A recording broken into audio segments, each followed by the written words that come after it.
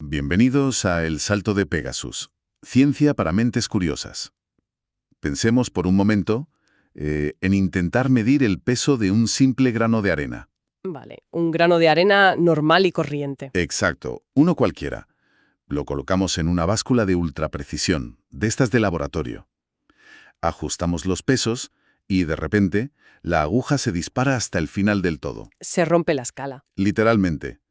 La báscula nos está diciendo que ese diminuto grano de arena tiene, pues, una masa infinita, o sea que pesa más que todas las galaxias del universo juntas. Madre mía, claro, cualquiera pensaría que la báscula está rota desde sus cimientos. Totalmente. Pues, aunque parezca increíble, eso es exactamente lo que le pasaba a la física teórica en las décadas de 1930 y 1940. Las matemáticas más avanzadas que tenía la humanidad se habían roto por completo al intentar describir algo tan fundamental como la luz y la materia. Y precisamente la misión de nuestro análisis a fondo de hoy es desentrañar cómo se arregló esa, digamos, báscula rota, basándonos en un artículo fascinante de Noticias de la Ciencia y la Tecnología. Porque la historia tiene tela. Mucha tela. Lo verdaderamente excepcional de esta exploración no es solo la solución matemática, que, a ver, de por sí es un hito monumental, es el contexto. Vamos a sumergirnos en la historia de Shinichiro Tomonaga. Un nombre que quizá no suene tanto, pero que cambió todo. Absolutamente. Fue la mente que logró poner orden en una de las teorías más caóticas y desconcertantes de la historia de la física, que es la electrodinámica cuántica. Y lo hizo en unas condiciones, bueno, extremas. Es que lo hizo enfrentándose a este rompecabezas en un aislamiento casi total, trabajando en medio de la devastación absoluta de la Segunda Guerra Mundial en Japón. Una locura. Sí. Entender este logro, para quienes nos escuchan, no es solo una clase de física abstracta, es una demostración impresionante del poder de la curiosidad y de la resiliencia humana frente al caos mundial. Es que, para ponerlo en perspectiva, no estamos hablando de un equipo enorme con recursos ilimitados o colaborando por carta con otros laboratorios de prestigio. Es una historia de aislamiento extremo, como decías. Eso es. Pero, a ver, antes de llegar a ese punto crítico en Japón durante la guerra, creo que necesitamos entender de dónde surge una mente capaz de enfrentarse a conceptos como el infinito y no perder la cordura en el intento. Totalmente necesario. Hay que ir al origen. Tomonaga nace en Tokio, en el año 1906. Y hay un detalle en sus raíces que me parece clave para entender todo lo que vino después. Su padre era profesor de filosofía. Y fíjate en la importancia que tiene ese entorno durante los años formativos de un niño. Claro, te cambia la cabeza. Exacto. Crecer en un hogar donde la filosofía es el tema habitual en la mesa no te enseña qué pensar, sino cómo pensar. Te da unas herramientas distintas. Te inculca una estructura mental basada en el cuestionamiento profundo. La filosofía, al final, te empuja constantemente a cuestionar los cimientos de la realidad empírica. No das absolutamente nada por sentado. Más obvio. Nada.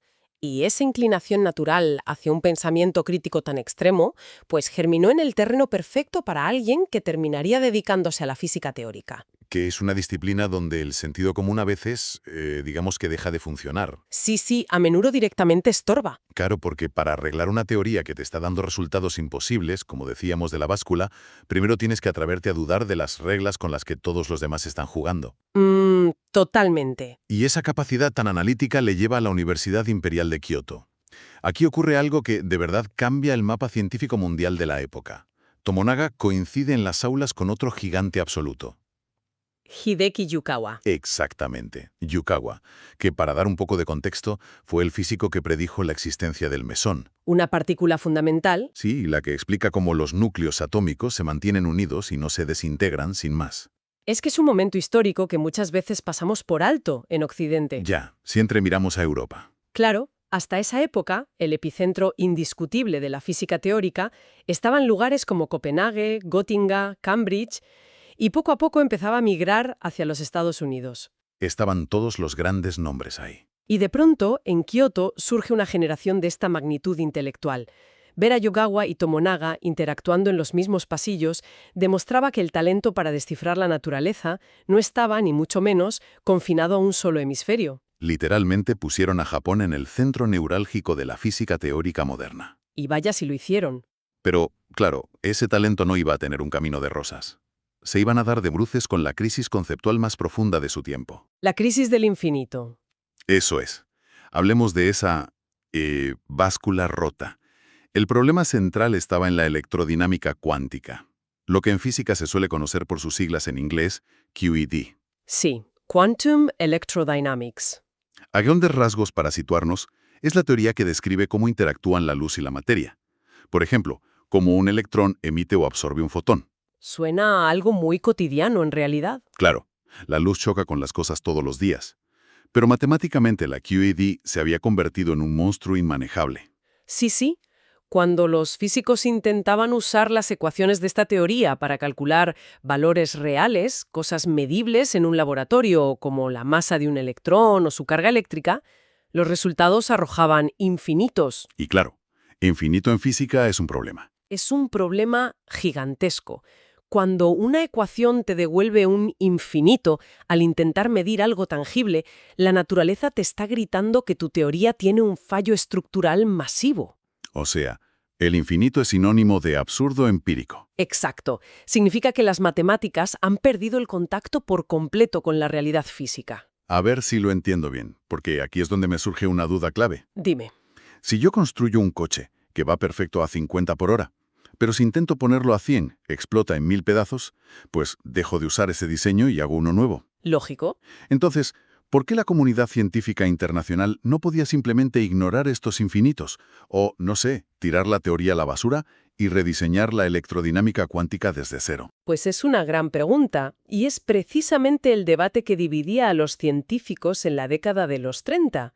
No podían tirar la teoría por la ventana porque la QED era una amalgama de dos pilares que, por separado, funcionaban de maravilla. ¿Vale? ¿Qué pilares eran? La mecánica cuántica, por un lado, y la teoría de la relatividad especial aplicadas al electromagnetismo, por otro. O sea, las joyas de la corona de la física. Eso es. Ya habían explicado la estructura básica del átomo y el comportamiento dual de la luz. Desechar ese marco conceptual significaba tirar a la basura décadas de los avances más brillantes de la humanidad. Entiendo. Sabían que gran parte del edificio era estructuralmente correcto. Claro, siguiendo con tu analogía, el problema no era el coche entero. El problema surgía cuando intentaban mirar con un microscopio hiperpotente las interacciones más íntimas y diminutas del motor. Gabriel, o sea, si haces un cálculo aproximado o a cierta escala, las matemáticas funcionan y te llevan a casa. Sí. Pero si intentas ser hiperpreciso, la teoría colapsa. Ahora, ¿por qué exactamente aparecen esos infinitos? Porque me cuesta visualizar qué es lo que hace que la masa de un electrón se dispare matemáticamente al infinito. Es contraintuitivo, lo sé. Para entender el porqué físico de los infinitos, hay que imaginar cómo se comporta un electrón según la física cuántica. En el mundo cuántico, el vacío no está realmente vacío. Vale, no es una caja vacía. No, está lleno de actividad fluctuante. Un electrón no viaja solo por el espacio. Está constantemente emitiendo y reabsorbiendo fotones virtuales. Como si estuviera hirviendo, digamos. Exacto. Es como si estuviera rodeado por una especie de nube o enjambre de partículas que aparecen y desaparecen en fracciones minúsculas de segundo. Vale. Creo que veo por dónde vas. Es como intentar acercarse a un fractal geométrico. Cuanto más zoom haces hacia el centro del electrón, más capas de esas interacciones virtuales vas descubriendo. Así es. Y supongo que, si intentas sumar la energía de todas y cada una de esas infinitas interacciones de la nube, para calcular la masa total del electrón... Bingo. La suma de todas esas energías fluctuantes da infinito. Las ecuaciones originales de la QED intentaban calcular la masa y la carga del llamado electrón desnudo. El núcleo central imaginario. Exacto. El electrón teórico sin su nube de interacciones. Y claro, la matemática detrás de esa interacción a distancias infinitamente pequeñas o a energías infinitamente grandes se descontrolaba. Pero en el laboratorio no daba infinito obvio. Claro, todos sabían que la masa real de un electrón no era infinita. La podían medir empíricamente y daba un número pequeño y muy manejable. Pero nadie sabía cómo reconciliar esa realidad del laboratorio con las matemáticas de la pizarra. O sea, un callejón sin salida monumental. De los grandes. Y justo en medio de este bloqueo intelectual desesperante para toda la comunidad física, pues el mundo exterior colapsa. estalla la Segunda Guerra Mundial. Un escenario terrible. Y mientras los científicos en Estados Unidos y Europa acaban de un modo u otro colaborando o trabajando en inmensos complejos militaro-científicos como el Proyecto Manhattan. Con presupuestos millonarios y acceso a recursos. Sí, Tomonaga se queda en Japón. Y el nivel de aislamiento que sufre es que es difícil de concebir hoy en día, con Internet y todo eso. Es un aislamiento extremo, tanto logístico como intelectual. No estamos hablando de que no pudiera ir a un congreso en Suiza un año, no. Hablamos de la imposibilidad absoluta de recibir las últimas revistas científicas internacionales. Incomunicado total. De no poder cartearse con sus colegas en Europa o América para rebotar ideas. Está operando en un vacío de información absoluto. ¡Qué barbaridad! Y todo esto ocurre mientras la situación en su propio país, en Japón, se deteriora de forma drástica. A medida que avanza la guerra, sufre escasez de alimentos, cortes constantes de energía y, al final, el horror absoluto de los bombardeos sobre Tokio. Es que tiene tela. Imagínense estar intentando resolver el misterio matemático más complejo del universo cuántico mientras suenan las sirenas antiaéreas y tu ciudad literalmente está ardiendo. Es una imagen que sobrecoge, desde luego. Y sin embargo, en ese más absoluto silencio científico del exterior, Tomonaga no se rinde. Encuentra la solución matemática para domesticar esos infinitos mediante un método que termina llamándose renormalización. Un concepto precioso, por cierto. A ver, explícanos, ¿en qué consiste exactamente este, digamos, apaño matemático y por qué funciona físicamente? Pues la renormalización es, en esencia, un cambio de perspectiva genial. Tomonaga se dio cuenta de que ese electrón desnudo, el que, sin la nube, daba resultados infinitos en el papel, simplemente no existe en la realidad observable. Ah, vale. O sea, es una ficción matemática. Exacto. Jamás podremos medir un electrón sin su nube cuántica en el mundo real. Siempre vienen juntos. Por lo tanto, demostró matemáticamente cómo reempaquetar esos valores teóricos infinitos y absorberlos dentro de los valores físicos que sí podemos medir empíricamente. Lo que llamamos el electrón real. Sí, lo que en física a veces se llama el electrón vestido. Vale, vale. O sea, en lugar de intentar calcular el infinito núcleo y luego sumarle la infinita nube por separado, asume que ambos infinitos se cancelan, o más bien se fusionan, para dar como resultado ese pequeño número finito que realmente vemos en el microscopio. Eso es. Es como si dijeras, mira, no me importa cuál es el infinito teórico de la parte A y el infinito inmanejable de la parte B. Lo que sé es que juntos, en el mundo real, pesan exactamente 0,511 megaelectronvoltios. ¡Wow! Un atajo genial. Desarrolló una arquitectura matemática tan rigurosa que permitía aislar esos infinitos en las ecuaciones, empaquetarlos en una especie de caja negra y sustituirlos por los valores finitos medidos en la realidad. Y con eso, el resto de las matemáticas funcionaba. A la perfección, permitía que todos los demás cálculos predictivos de la teoría cuántica volvieran a cuadrar.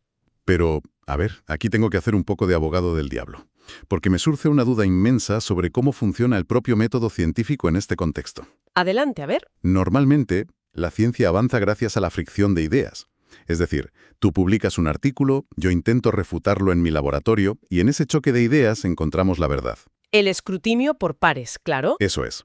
Si Tomonaga está completamente aislado en un Tokio devastado por la guerra, sin nadie en el mundo que le revise los cálculos, ¿cómo sabía él que su renormalización no era solo un espejismo matemático? Es una duda muy lógica. ¿No corría el riesgo de crear unas matemáticas perfectas en su cabeza, muy elegantes, pero que no tuvieran absolutamente nada que ver con el mundo real? Es una objeción buenísima y, de hecho, es la clave de la brillantez de su abordaje.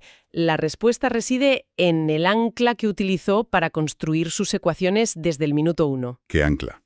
Su enfoque se basó en lo que se denomina una formulación relativista coherente del campo cuántico. Vale, explícanos eso de forma sencilla. Lo que hizo fue asegurarse, desde el primer trazo de tiza en la pizarra, de que cada paso matemático que daba era estrictamente compatible con la teoría de la relatividad especial de Einstein. Ah, entiendo. Usó la relatividad como su propia red de seguridad interna. Exactamente. La relatividad exige que las leyes de la física sean las mismas para todos los observadores, sin importar cómo se muevan por el espacio. Tomonaga desarrolló una teoría donde cada punto del espacio podía tener su propio tiempo local, su propio reloj, digamos. Sí. Pero todo el sistema en su conjunto seguía obedeciendo las estrictas leyes de transformación de Lorentz, que son el corazón de la relatividad de Einstein. O sea, un marco inquebrantable. Al forzar a que sus ecuaciones cuánticas cumplieran a rajatabla con este principio universal que ya estaba súper comprobado, se construyó un juez implacable dentro de su propia matemática. Qué inteligente. Si pasaba el filtro de la relatividad, iba por buen camino. Si la ecuación cuadraba con la relatividad y a la vez eliminaba los infinitos molestos, la consistencia interna era tan férrea que él sabía íntimamente que había tocado una verdad fundamental, aunque no hubiera nadie más en miles de kilómetros a la redonda para aplaudirle o darle la razón. Es que es fascinante. La estructura lógica se sostenía por sí misma porque estaba cimentada en las reglas más profundas del universo. Exacto. Y vaya si se sostenía, porque claro, termina la guerra. El mundo sale poco a poco de las ruinas. Las cartas y las revistas científicas vuelven a cruzar los océanos. Y ahí llega la sorpresa. Y se produce uno de esos momentos verdaderamente mágicos en la historia de la ciencia. El mundo occidental descubre que Tomonaga había resuelto el enigma en Japón, completamente solo. Pero es que no fue el único.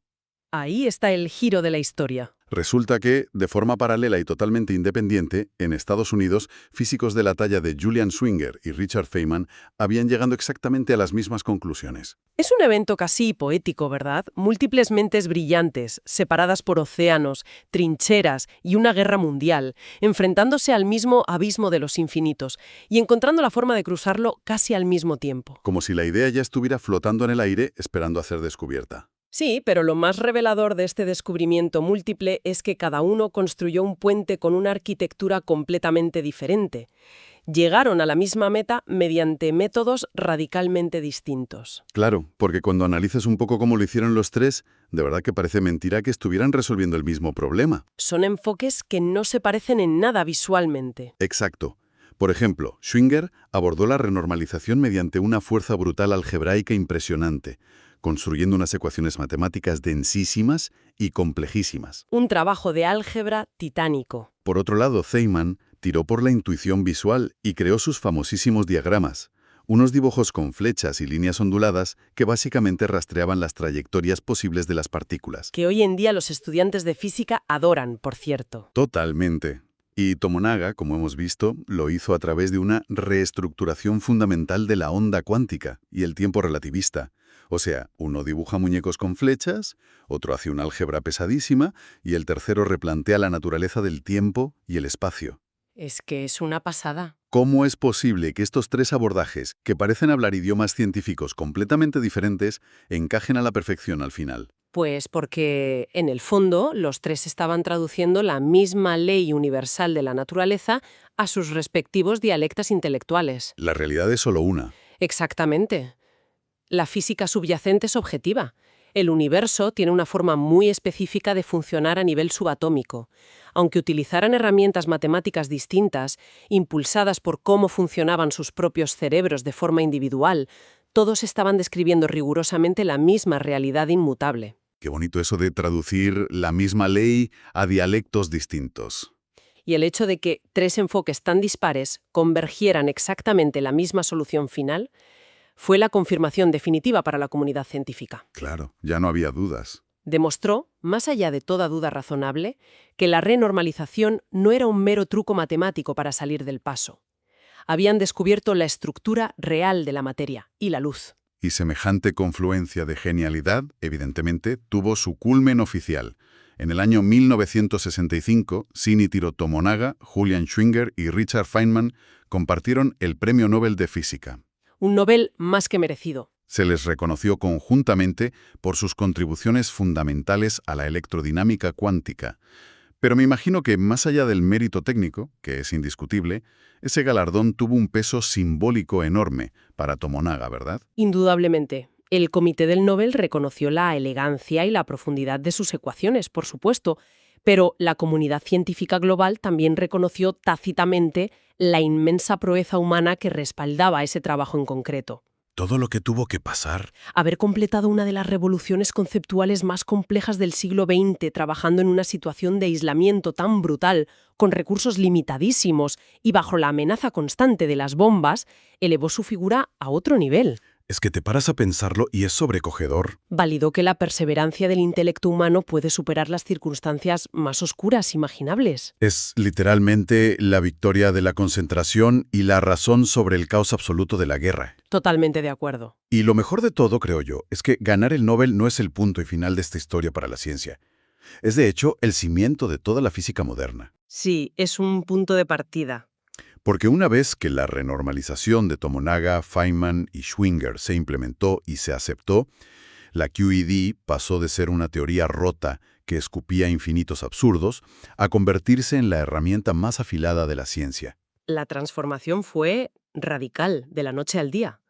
Hoy en día, la electrodinámica cuántica es reconocida como una de las teorías científicas más precisas que el ser humano ha desarrollado jamás en toda su historia. Una barbaridad de precisión. Para dar una idea visual de su exactitud a la audiencia, la QED permite calcular propiedades como el momento magnético del electrón con una concordancia entre la teoría matemática y el experimento real de más de 10 decimales. 10 decimales. O sea, estamos hablando de clavar un resultado al milímetro en una distancia de miles de kilómetros. Es una precisión que roza lo milagroso, impensable en los años 30 cuando los números, como decíamos, simplemente explotaban y daban infinito. Pasar de no poder pesar el famoso grano de arena a medir la estructura del universo con 10 decimales de exactitud. Es de locos. Y este legado no se quedó encerrado solo en la interacción entre la luz y los electrones, ojo. Claro, se expandió. El trabajo que hizo Tomonaga en la soledad de su cuarto en Tokio fue la llave maestra que abrió puertas teóricas mucho más pesadas en las décadas siguientes. Como por ejemplo el modelo estándar, supongo. Efectivamente. La técnica de la renormalización demostró a toda una nueva generación de físicos cómo lidiar con las singularidades en las teorías de campos cuánticos. Esas herramientas conceptuales que Tomonaga forjó fueron absolutamente esenciales para desarrollar posteriormente la cromodinámica cuántica. Que es la que describe cómo se comportan los quarks y las fuerzas dentro del núcleo atómico, ¿no? Eso es. Y también sirvió para establecer el marco teórico de la fuerza nuclear débil. En conjunto, todo esto cimentó lo que hoy conocemos como el modelo estándar de la física de partículas. Casi nada. Es la teoría suprema que utilizamos hoy para entender todas las fuerzas fundamentales y las piezas de construcción del universo, a excepción de la gravedad, que sigue yendo un poco por libre. Pero vaya, sin el trabajo de estos tres pioneros, ese modelo entero jamás habría existido. El impacto es realmente incalculable. Sin embargo, hay un último aspecto del legado de Tomonaga que creo que cierra un círculo vital precioso en esta historia. A ver. Y es que tras la guerra, y especialmente tras recibir el Nobel, él no se aisló en una torre de marfil en busca de nuevas teorías solitarias. Al contrario, se volcó por completo en la enseñanza. Cierto, fue un gran educador. Dirigió instituciones educativas y de investigación clave en Japón y se dedicó en cuerpo y alma a formar a las nuevas generaciones de científicos de su país. Y aquí, fíjate, es donde vemos el eco de sus orígenes, lo que hablábamos al principio. El padre filósofo. Exacto. Aquel niño que creció escuchando debates epistemológicos con su padre, el profesor de filosofía, comprendió en su madurez que el avance humano no se sostiene a largo plazo sobre genios aislados. Por muy brillantes que sean. Claro, aunque a él la historia trágicamente le obligó a trabajar en la soledad más dura, entendió perfectamente que el verdadero conocimiento necesita ser compartido, debatido y transmitido. Qué gran reflexión. Al dedicar sus últimos años a la educación y a la gestión científica, Tomonaga se aseguró de que el fuego intelectual que él logró mantener vivo bajo las bombas sirviera para encender la curiosidad de innumerables mentes jóvenes en Japón. Es como si hubiera transformado su aislamiento forzoso de la guerra en una conexión profunda con el futuro. Su historia, desde luego, nos demuestra que las matemáticas y la física no son solo números fríos en una pizarra, son un reflejo directo de la tenacidad humana. Estoy totalmente segura de ello. Tomonaga nos dejó una lección imperecedera. Si una sola mente, rodeada por el peor caos destructivo que la humanidad ha conocido, pudo encontrar la claridad suficiente para desenredar el caos infinito a nivel subatómico, Ya ves. pues, sinceramente, nos obliga a preguntarnos algo fascinante hoy en día. ¿Cuántos grandes misterios de la ciencia actual, paradigmas que consideramos imposibles de resolver, podrían estar a punto de ser descifrados en este preciso instante por alguien que trabaja en el más absoluto silencio y anonimato, lejos de los grandes focos de atención? Una idea fantástica para dejarla ir resonando. Gracias por acompañarnos en este episodio de El Salto de Pegasus, Ciencia para Mentes Curiosas. Les invitamos a suscribirse al canal para no perderse nuestras próximas exploraciones. Hasta la próxima.